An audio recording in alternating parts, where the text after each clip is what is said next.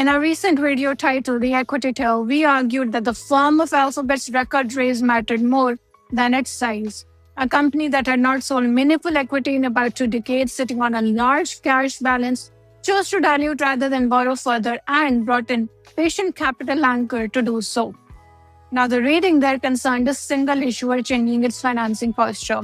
What has happened since suggests that the posture was not idiosyncratic. It's becoming a cohort.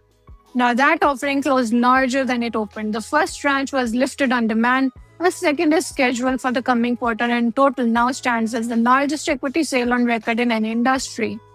Now, within days, reports surfaced that Meta is weighing a raise of its own in tens of billions, and analysts began naming remaining hyperscalers as candidates to follow. The question that this video takes up is not whether the AI build-out will be funded. It will. The question is what happens to the price of capital when every large issuer raises from the same pool at the same moment, and who on the other side is left holding the supply. Let's talk about the move from one issuer to a cohort.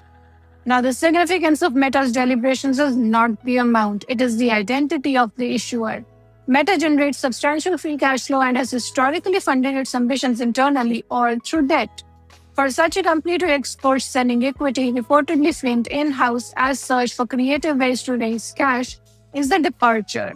It tells that either the capital requirement has outrun what operating cash and a comfortable debt load can cover, or that the management judges its own equity rich enough to spend as currency.